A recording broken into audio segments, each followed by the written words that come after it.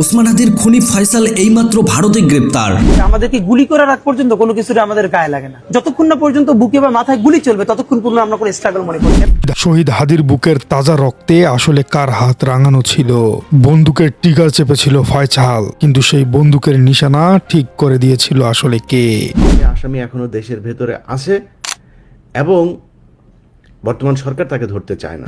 যদি আসামিকে ধরে ফেলে তাহলে থলের বিড়াল বেরিয়ে আসবে। বিভিন্ন রাজনৈতিক দলের নেতৃবৃন্দ নাম আসতে পারে, উপদেষ্টা মহলের বিভিন্ন নেতৃবৃন্দ নাম চলে আসতে পারে। এখানে ইন্টারিমের একটা অংশ এবং রাজনৈতিক অপশক্তি এখানে জড়িত।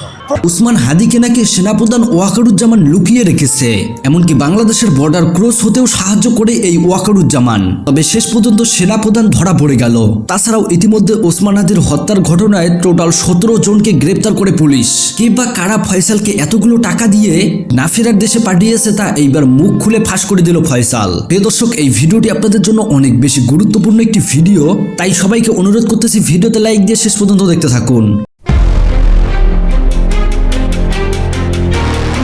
অবশেষে মুখোশ খুলে গেল রাজনীতির সেই ভয়ঙ্কর অন্ধকারের। এতদিন যা ছিল শুধুই গুঞ্জন, তা আজ পরিণত হলো নিরেট বাস্তবে।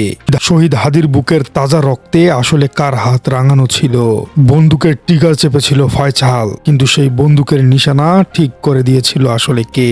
আজ মিন্টো রোডের মিডিয়া সেন্টারে ডিবি পুলিশ যে বোমা ফাটালেন তাতে শিউরে উঠেছে পুরো দেশ। 17 জনের এক কিলিং স্কোয়াড। আর এই স্কোয়াডের নেপথ্যের নায়ক বা তথাকথিত মাস্টারমাইন্ড হিসেবে যার নাম উঠে এলো তা শুনলে আপনি বিশ্বাস করতে চাইবেন না। তিনি কোনো পেশাদার অপরাধী নন, তিনি জনগণের ভোটে নির্বাচিত একজন সাবেক জনপ্রতিনিধি, সাবেক কাউন্সিলর এবং যুবলীগ নেতা তাজুল ইসলাম চৌধুরী বাপ। চলুন তাহলে আলোচনা করা যাক সেই 17 জনের চার্জশিট, যা বাংলাদেশের রাজনৈতিক দুর্বৃত্তায়নের এক দালিলিক প্রমাণ। আজকের এই গভীর বিশ্লেষণে আমরা ব্যবচ্ছেদ করব সেই 17 জন আসামির তালিকা, যারা এই নাটকীয় হত্যাযজ্ঞের সাথে জড়িত ছিলেন। চার্জশিটে উঠে এসেছে এমন কিছু নাম যা দেখে সমাজ বিজ্ঞানীরাও আটকে উঠবেন, কারণ এখানে কেবল রাজনৈতিক ক্যাডাররাই নয়, বরং জড়িয়ে পড়েছে অপরাধীর পুরো পরিবার, বাবা মা, স্ত্রী, এমনকি শ্যালক। সবাই মিলে কিভাবে একজন খুনিকে রক্ষার চেষ্টা করেছে তা আজ জাতির সামনে উন্মোচিত।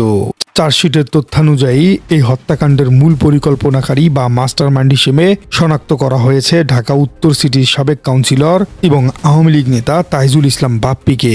বাপ্পি কেবল নির্দেশনায় দেয়নি, তিনি নিশ্চিত করেছিলেন যেন হাদির মুখ চিরতরে বন্ধ করে দেয়া হয়। আর বাপ্পির এই নির্দেশ বাস্তবায়নেই মাঠ পর্যায়ে শুটার হিসেবে কাজ করেছে কুখ্যাত সন্ত্রাসী ফয়সাল করিম মাসুদ। কিন্তু আপনারা জানলে অবাক হবেন, এই 17 জনের তালিকায় যারা আছেন তাদের অপরাধের ধরন ভিন্ন ভিন্ন।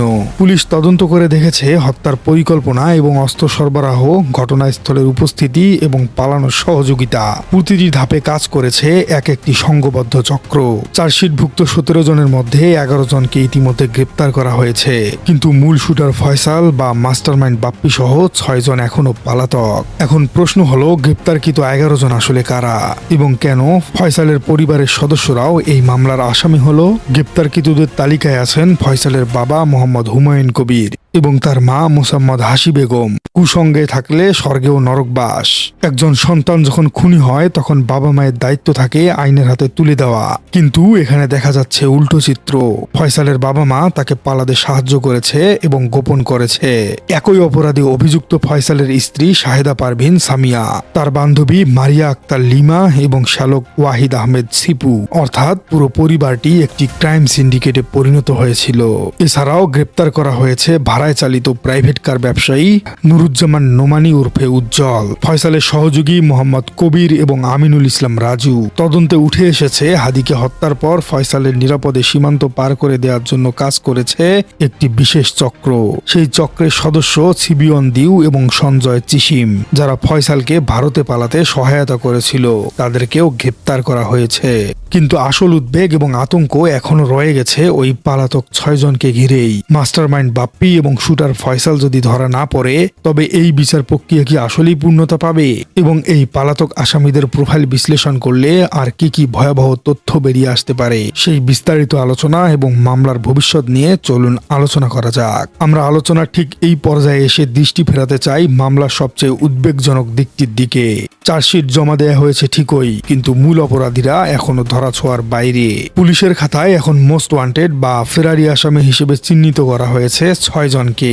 এই 6 জন হলেন mastermind Taijul Islam Bappi, shooter Faisal, Alamgir, Philip, Jesmin এবং মুক্তি।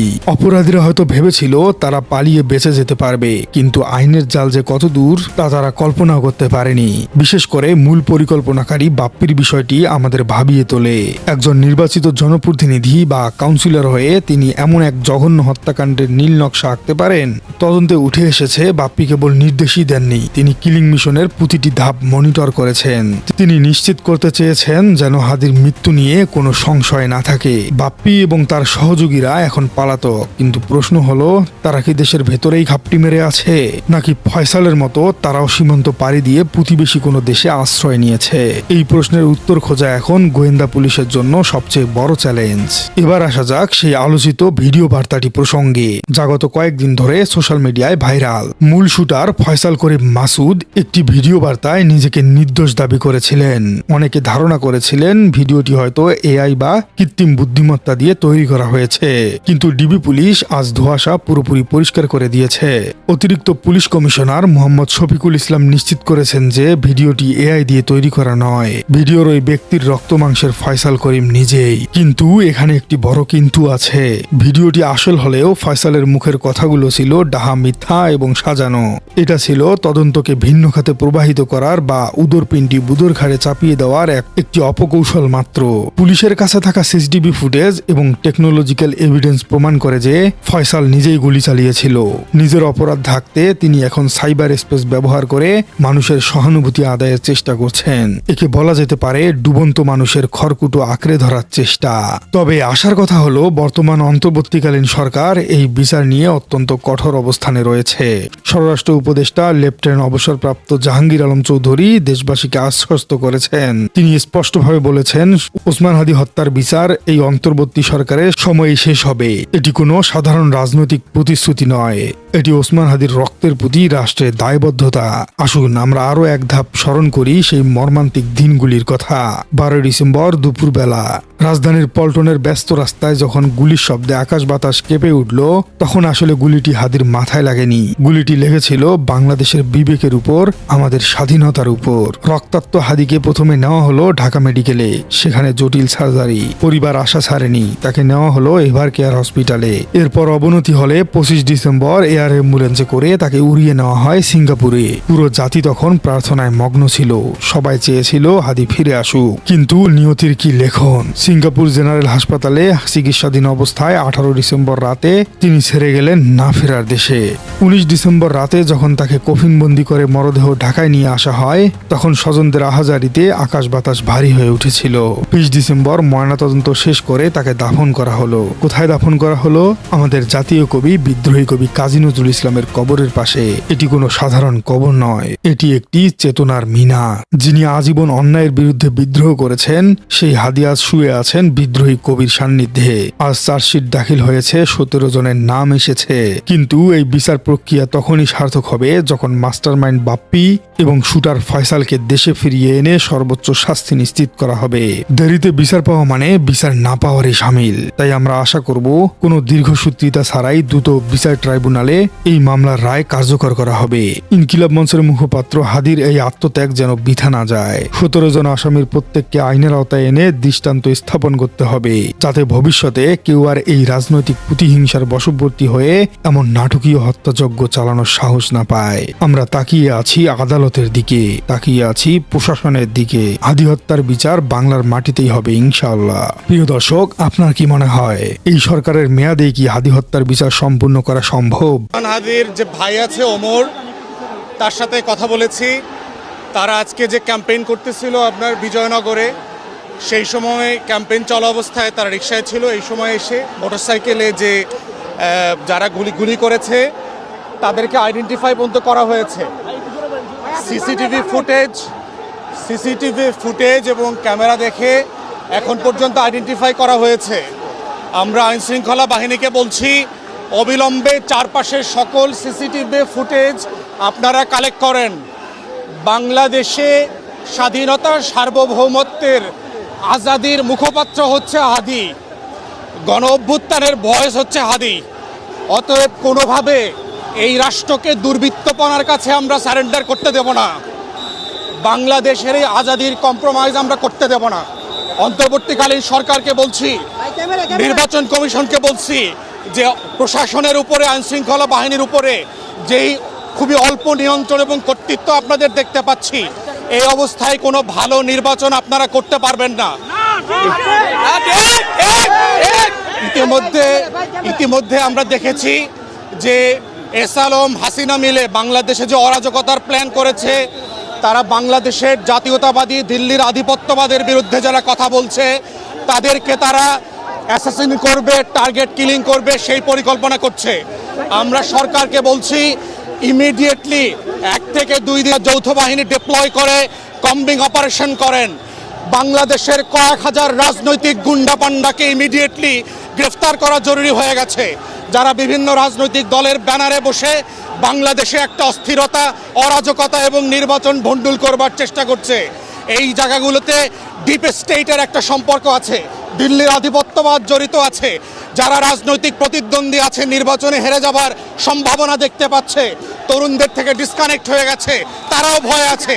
এই সব শক্তিগুলোকে নিয়ে নতুন করে প্রতিবাদের আওয়াজ তুলতে হবে এবং আমরা এই বিচার, এই প্রতিবাদ কন্টিনিউ হবে।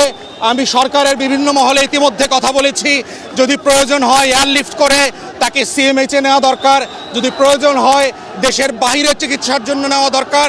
যারা সাক্ষী আছেন, যারা ঘটনা দেখেছেন, তারা ইতিমধ্যে নিরাপত্তাহীনতায় ভুগছেন, তাদের নিরাপত্তার ব্যবস্থা করতে হবে। আইনশৃঙ্খলা বাহিনীকে আমরা বলছি, আপনারা ভিজিল্যান্ট থাকেন, অন্তর্বর্তীকালীন সরকারের যে কোনো ডিসাইসিভ অ্যাকশনের পক্ষে যেন আমরা থাকেন। আমরা দেশবাসীর কাছে দোয়া চাই, সবার জন্য দোয়া চাই, আমাদের সবার জন্য দোয়া চাই যেন আল্লাহ তাআলা এই জাতিকে হেফাজত করে, দেশপ্রেমিক জনগণ এবং যারা জাতীয় নেতা আছেন তাদেরকে হেফাজত করেন। আমরা সেটাই চাই।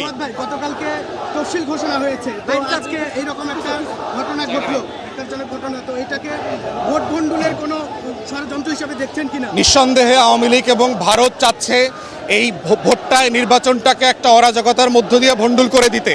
এই আশঙ্কা আমরা বহু মাস থেকে করছি।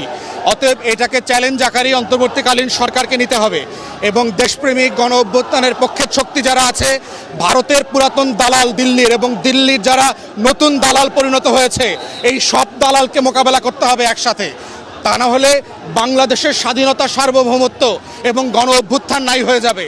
সেই জন্য আমরা দেশবাসীকে অনুরোধ করছি, ভিজিল্যান্ট থাকেন, রাস্তায় আপনার স্বাধীনতা লাল সবুজের পতাকা পাহারা দিতে থাকেন। প্রত্যেকে এক একজন করে শরীফ ওসমান হাদি হয়ে যান। বাংলাদেশের কোটি কোটি ওসমান হাদিকে কেউ হত্যা করতে পারবে না। এটাই হচ্ছে বাংলাদেশের আগামী দিনের লড়াইয়ের আজাদির শর্ত। বন্ধুরা, এতক্ষণ থেকে পুরো ভিডিওটি প্রথম থেকে শেষ পর্যন্ত দেখার জন্য আপনাদেরকে অসংখ্য ধন্যবাদ। পুরো ভিডিওতে দেখতেই পেলেন শরীফ ওসমান হাদিকে কিভাবে মারা হয়েছে, ফয়সাল কিভাবে ভারতে পালিয়ে গিয়েছে। এই ঘটনার সাথে কোনো বড় রাজনৈতিক দল জড়িত না থাকলে একটা সাধারণ খুনি এইভাবে পালাতে পারে না। সবার ধারণা এখনো ফয়সাল বাংলাদেশেই লুকিয়ে আছে, হয়তো কোনো বড় রাজনীতিবিদ দল তাকে লুকিয়ে রেখেছে। এত কম সময় কিভাবে ভারতে পালাবে, যেখানে হাজারো সৈনিক বর্ডারের লাইন পাহারা দেয়, সেইখান থেকে ফয়সাল কিভাবে পালাবে? প্রিয় দর্শক, পুরো ভিডিও দেখার পর আপনাদের মতামত কমেন্ট বক্সে জানাবেন।